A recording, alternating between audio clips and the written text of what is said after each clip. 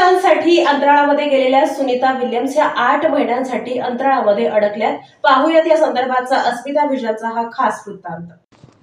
भारतीय वंशाच्या अंतराळवीर सुनीता विल्यम्स आंतरराष्ट्रीय अंतराळ स्टेशनमध्ये अडकल्या असून आपली आनंदी जागा असून इथे राहणं आपल्याला आवडतं असं त्या म्हणाल्यात।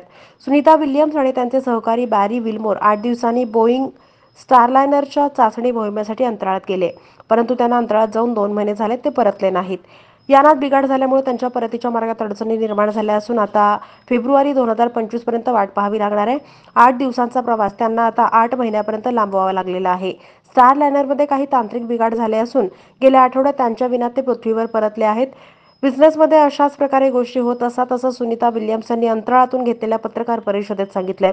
सुनीता विल्यम्स यांनी आम्हा दोघांना आधीचा अनुभव असल्यानं येथे स्टेशनमधील आयुष्य तितकं कठीण नाही असंही म्हटलंय। ही माझी आवडती जागा असून येथे स्पेसमध्ये राहणं मला आवडतं असंही त्या म्हणाल्या। आम्हाला स्टारलायनरला पूर्णत्वाला न्यायचं असून पुन्हा एकदा जमिनीवर लँड करायचंय, पण अनेकदा तुम्हाला पुढील संधीसाठी वाट पाहावी लागते असंही त्या म्हणाल्या। सुनीता विल्यम्स आणि विल्मोर फेब्रुवारी 2025 मध्ये एलॉन मस्क यांच्या स्पेस एक्समधील क्रू 9 च्या यानातून परतणार आहेत। यावेळी सुनीता विल्यम्स यांनी आपण लवकरच घरी परतू शकत नसल्याचं वाईट वाटतंय असंही सांगितलं आहे। मनात कुठेतरी कुटुंबाप्रमाणे काही जण माझी वाट पाहत आहेत, ही देखील भावना माझ्या मनात आहेत। माझ्या आईसह वेळ घालवण्यासारख्या गोष्टी आहेत। मला वाटतं मला त्याची चिंता जास्त आहे। आम्ही या हिवाळ्यात काही गोष्टींचं नियोजन केलं होतं, पण सर्वजण सोबत असल्यानं मनाची तयारी झाली असं त्या म्हणाल्या। विल्मोर यांनी यावेळी स्पेसमध्ये राहण्याच्या निर्णयाची आपल्याला कोणतीही खंत नसल्याचं सांगितलं, तसंच पुन्हा कसं परतायचं यावरून दुमत असल्याचंही मान्य केलं।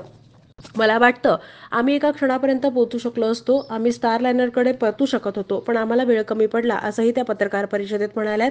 या दरम्यान आम्हाला काही गोष्टी आढळल्या आहेत ज्यामध्ये आम्ही फार निवांत होऊ शकत नाही असंही ते म्हणाल्या।